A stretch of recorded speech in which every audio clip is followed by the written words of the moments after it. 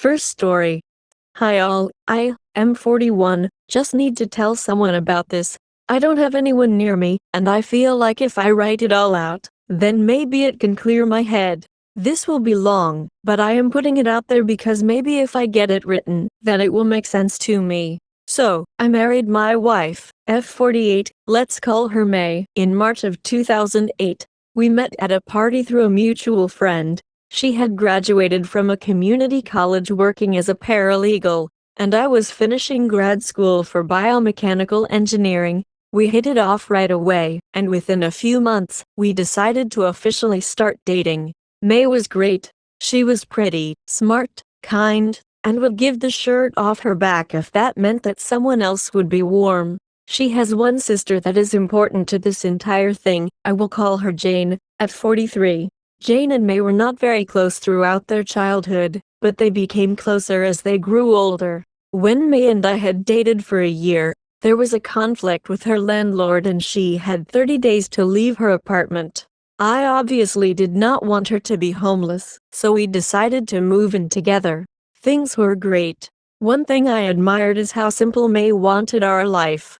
Things were early, but we were seriously dating. We talked about kids, about moving to a different part of the country, what we wanted in life, and it was like we both checked off all the boxes. When I finished my graduate degree, I proposed to May and she said yes. At this point, we had been dating for close to 4 years. Both our families were thrilled, and we ended up having a small wedding, saving most of our funds for the future. My parents paid for half the wedding. I only have one brother who remains unmarried, but with a spouse, so they wanted us to have an actual wedding. It was really fun, and it was one of the best days in my life. After our wedding, we decided that we wanted to have kids. Additionally, I got a job with a big company which forced us to move about 14 hours away from where we met. This was very hard on May because she really loved her family, and she was used to having them right there when she needed them. However, we had talked about this prior to getting married, and if the right opportunity presented itself, then we would take it. And this was that opportunity.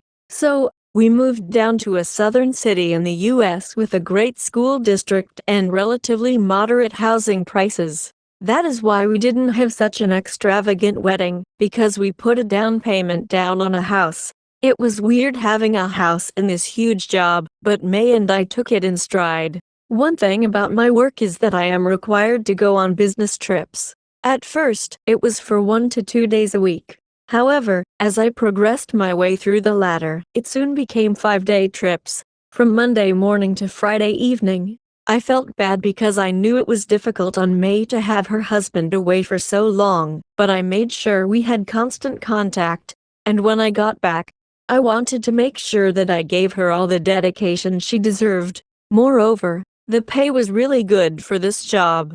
I knew that if I could stick it out for a few years, we would have enough money to start looking into having kids. Well, things changed when May called me multiple times when I was at the airport, getting ready to drive back home after my work week. It was odd because she would typically only call once or twice, but she then texted me frantically telling me that she needed me home ASAP.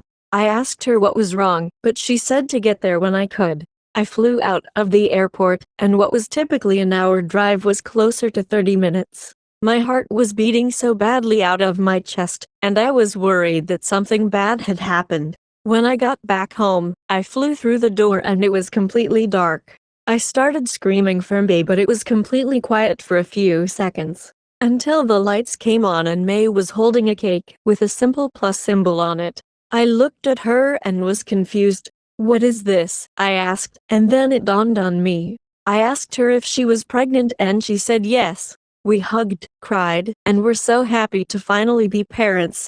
We hadn't been trying, but we also wouldn't mind if we had children. From then the next 4 years were an absolute whirlwind. We had 3 beautiful daughters, each one being about 18 months apart from one another. Things started to become crazy, with having little children and my work continuing to pick up. I tried my best to be attentive and lessen my workload to help care for my children. What I did was make it so my trips were actually in town, so I didn't have to travel. I would start early in the day, helping May wake the kids, getting them ready, and before I would leave, I would ensure that they were packed, ready for preschool, and good to go. I would then come back in the evening, around 600, to have a home-cooked meal and spend time with my daughters before bed. As the years progressed and my daughters got older, my work required me to increase my business trip days, and it was now every week that I was away Monday to Friday night. I would keep in constant contact with my kids, talking to them every day. On the weekends, I would make sure that we would have either an activity with just the girls, and I so May could get a break, or all of us so we can have family bonding. The girls became more independent, and May was thinking of going back to school to get a certification in real estate. But we always held off on the idea until the girls were in their early teens. I encouraged May to go for it, but she also said that it was too much work with the girls, and being a full-time mom would make it difficult to get her certification. I didn't argue with her on it because what she was saying was absolutely true. Being a full-time mom was incredibly difficult, and maybe when the girls were teenagers or pre-teens, then May could get the certification. One evening, when the girls were in bed and May and I were in our room, she brought up the idea of moving. I was kind of surprised because I thought we both liked it where we were. Our girls grew up here, they had all their friends, all their interests, and they found this city as home. But May said that she was starting to feel suffocated, and that this change would be the chance she could get her certification. She said it would be like a renewal. I told her that this would make my travel schedule even longer. Where we were was right near a major airport hub, so traveling was easy. But when I asked her where, she said she already knew where she wanted to be. It was right on the East Coast. She said she found this house she liked, and maybe we could tour it on our next vacation to this area, in about 2 weeks. I was kind of surprised about how much in depth she already knew where to go, and it was apparent she had been thinking about this for a while. I wanted to agree with her, but my thoughts were about our girls. Would it be fair for them to just suddenly uproot our lives and go to this place where they would have no friends or connections? 2 weeks later, we went on vacation. The girls were enrolled in tennis academy sessions, as all of them were very dedicated and loved the sport. We had some free time and decided to go check out the place that May had looked at. Again, I was hesitant, but when we went to the area, May fell in love. Seeing her so happy made me wonder if moving was the right idea. I mean, we had vacationed at this place twice a year for 8 odd years. May then grabbed my hands and looked at me, saying that this was where she wanted to live. I told her that the houses were far out of our price range considering we have 3 almost preteen girls that have to get to college, but she said she knew a house that would be right in our budget. It had been on the market for 8 months and was heavily discounted. There also was an open house the next day, so we went there, and May just about was head over heels for this house, and within 2 months, we had completely uprooted our lives and left. I thought we should have waited until the school year ended, but May was insistent to leave. We had talked to our girls, and they were fine with it, though my youngest Lily, F14, seemed to be taking the move really hard. I noticed at first at how quiet she was. She said she was fine with moving, but I could see how difficult it was for her moving to a new school with only a couple weeks left to go.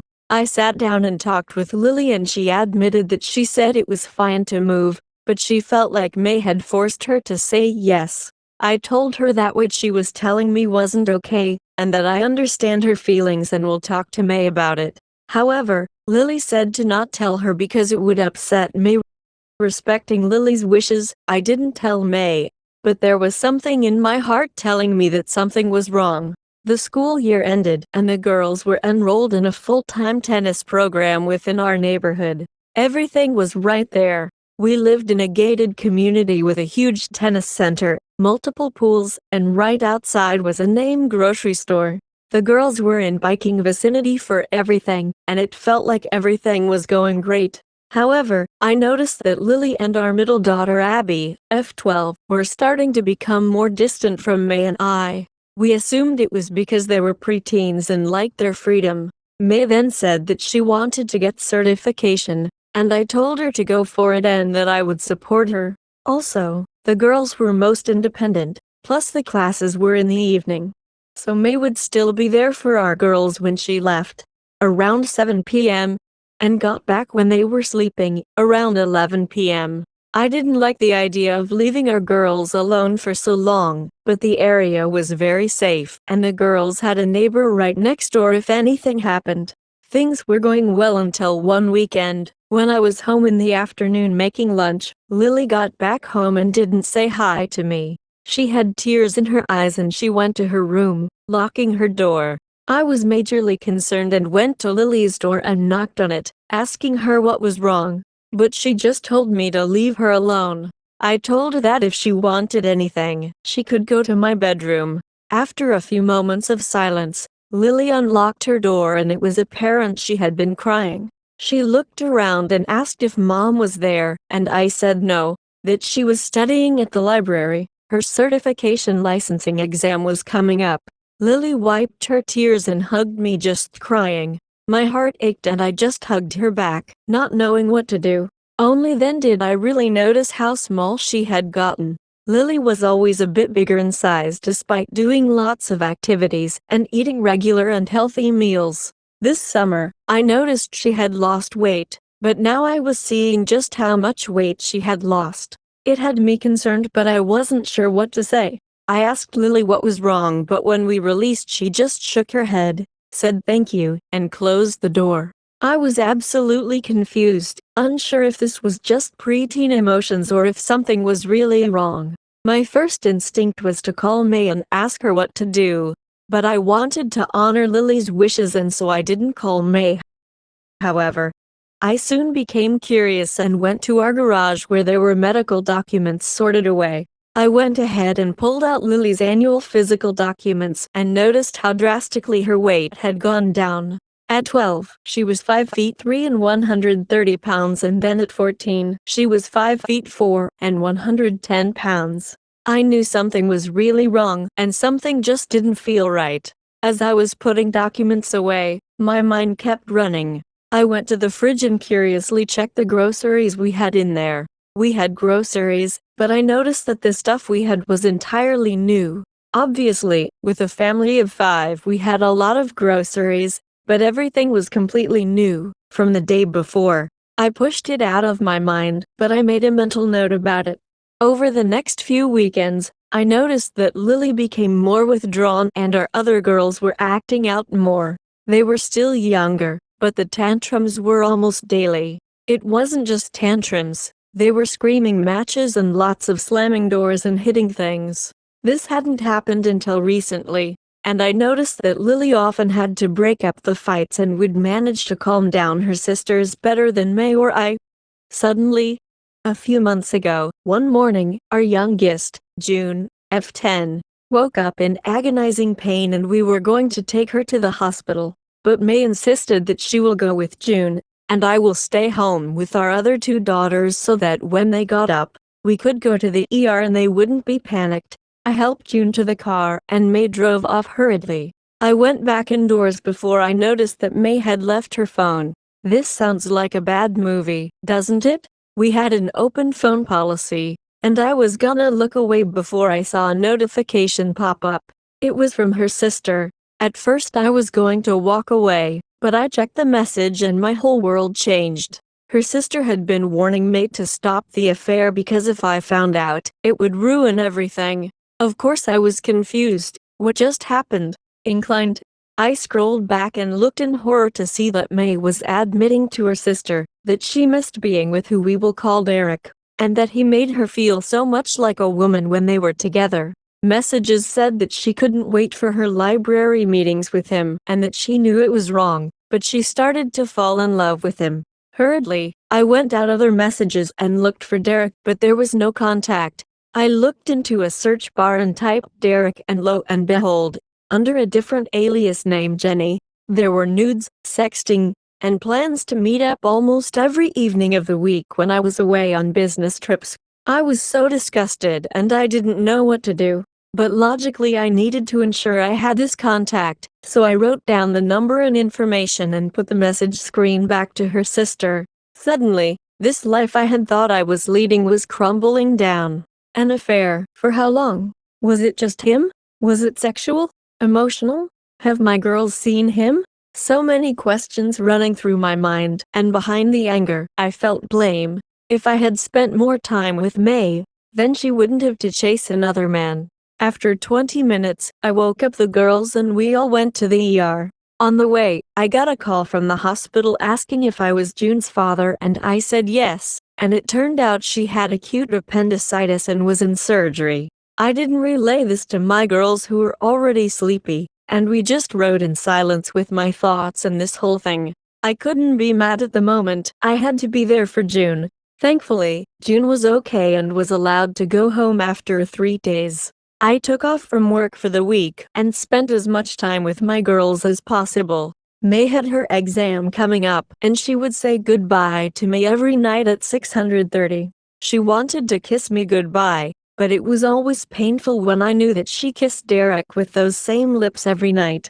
On Thursday, when she left, Lily came out of her room and came to my room.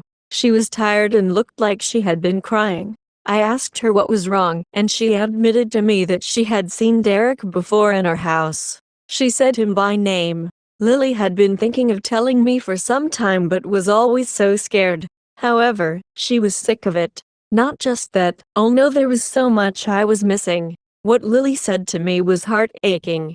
She admitted to me that ever since she was 5, she had to play mom. May apparently locked herself in her room all day and either slept or ate. There were periods where Lily wouldn't see me for up to 3 days at a time. Food would get so low that Lily would have to make 3 to 4 trips to the grocery store and back on her bike, just to get a decent amount of groceries. She had been learning to cook but wasn't very good at it. Additionally, she felt like her mom never liked her. She said she had tried to talk to May on various occasions about depression symptoms, but her mom always said that what she was feeling was normal. Then, Lily said she was worried about her weight to May, and May said that Lily wasn't at her ideal body weight yet and she needed to continue restricting meals. Yes, you heard that right. She was telling Lily to have 1 meal a day, that being lunch. Lily had tennis for 6 hours a day, biked close to 10 miles, swam for 2 hours, and then had to watch over her siblings. I was sick. I wanted to throw things. I wanted to scream at May. I wanted to divorce her and sue her, and everything was so red. Lily said she hadn't told me because she was scared too. And God, everything now was making sense. I told Lily that this would be last time that May anything like that to her, and that if she wanted, I could put her into counseling to talk about her feelings. She begged me to not say anything or do anything or else it would ruin the family. She said that she would ruin the family. But I told her that this has gone too far. I told her I loved her and that I would make sure that she couldn't be hurt anymore. She asked me to promise her, and I did. It was when May got back that I wanted to tell her that I knew everything, but I decided to wait until the next day when the girls were gone. Well, the day came, and when the girls were gone I confronted May about the cheating. She denied it at first, saying that I was being ridiculous and that she would never cheat on me. However, I had prepared for this. I had messaged her sister prior to our discussion, and her sister had admitted to me that she couldn't hide this any longer. I also had her boyfriend's number written down. When I asked May about the number, she denied it. But when I asked if I could put the phone number in the search bar for her phone, she hesitated greatly before giving her phone to me. I put in the number and the messages came up. Suddenly, May was crying, begging me to not leave her and that I was everything to her. She would end the affair, that it was only because I was gone so much and she had to take care of the children. I then screamed at her, asking her about the days she locked herself in her room, where the girls had to ask friends for rides to their schools. 2 of them didn't have buses, because she couldn't get out of bed. I asked her why she didn't get Lily consoling, why Lily had to be the mom that she wasn't. May was crying and said that if I left her, she would take her life. To say I was surprised would be an understatement. May suddenly went to the kitchen and grabbed a large knife, putting it to her throat and threatening to take her life right then and there. I pleaded for her to put the knife away, but she said she would only do that if I forgave her. She said she would stop the affair and be a better mother, but I had to forgive her to do so. I said I forgave her and then she cried into my shirt saying thank you. This was 2 weeks ago. Now, I am not sure what to do. I have started looking into divorce attorneys and alternate places to go with my girls. My business schedule is so busy that it will be incredibly difficult for me to get remote work, but I have emailed my boss explaining my situation. The issue I am having is that our family is over 16 hours away. I haven't told my parents, I haven't told anyone. Besides Reddit now. I want to divorce May and take my daughters. I have found a cheap 2-bedroom condo that is on sale. I sent out an email asking the landlord how much it would be to move in as soon as possible. I can't mess with our accounts at the moment or else May will become suspicious. It's so difficult having to do this because May has reminded me that I forgave her and that we should move on for the sake of the girls. She apparently broke it off with Derek, but I think she's with him. I feel stuck between a rock and a hard place. I hope to update when my boss gets back to me. Sorry if this was a ramble. I have no one to share this with in real life and I feel like my world is falling apart. I am home right now taking a few remote days so I can watch over my daughter. I don't know what it is like being a single dad. I will have to fight tooth and nail to make sure that I even get my girls. May can easily concoct a story saying that I was abusive, and that she should have the girls because I am often away on work and am not willing to co-parent with her. I don't know. Thanks for listening. Second story. Before leaving for work this morning I, 23M, had the overwhelming urge to look at my wife's, 23F, phone. I found Snapchat messages with at least 4 guys' messages saying I love you and pictures sent to some of them and talking about when they would meet up.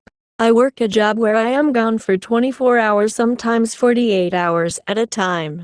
Me and my wife have a 2-year-old son. I've seen what divorce does to a child and never wanted to put my son through that, but I just feel like I can never forgive her. I confronted her after she asked me what was wrong while I was texting her about something with my son this morning. She confessed to texting these guys and going to the one house a few times, but says that they just made out and watched movies. I just feel like I'll never be able to forgive or trust her again. She keeps talking about how she wants to work and prove to me that I can trust her. I just don't know how that's possible. What do I need to do? Reaching out to lawyers to make sure I have my son. For reference, I was the only one working. She was a stay-at-home mom. I just want to make sure I can give him the best life possible while also making sure that I can also be happy in the long run. Third story. I've been with the mother of my 2 children, 3 years and 1 year, for 11 years. About 9 years ago, she admitted that she had one night stand where she went out with her girlfriend and met up with another guy, and that they all made out and were kissing. On a separate night with the same girlfriend, she admitted to making out with a different guy in a pool. She said she had had a crush on this guy for a while and had pursued him, which led to the situation in the pool. But when she eventually saw him making out with her girlfriend that night, she got turned off and left. I believed her, and even though it was weird, I came to terms with this and accepted it and moved on. Last week, all of a sudden, these events resurfaced in my mind, and I felt compelled to ask her again, after 9 years, if anything else indeed happened. She admitted that in the pool event, she had ended up in a ducking bathtub with her crush and received and gave oral sex. Also in the previous event, both her girlfriend and the other guy gave her oral sex. I was devastating. At this point, I'm essentially insane, with vivid mental pornographic movies playing in my mind about these situations, torment and abdominal pain overwhelming me to the point of paralysis. Intense rage and anger wash over like lava. I'm confused and shocked. No one wants to picture their special love of their life leaving to go give it all away in some bathtub. But that's what I'm imagining over and over and over again. I love her still so much, but I'm so angry at her for the fact that her actions have invited such tormenting mental images, jealousy, destruction of self-worth, suspicion of not getting the entire story. We have two really superb and sweet children together now. I feel consumed with confusion and feel like every way forward is painful. I know every situation is different, but has anyone else out there found out about an old affair, and how have you dealt with it? Any advice on how someone in my position can move forward?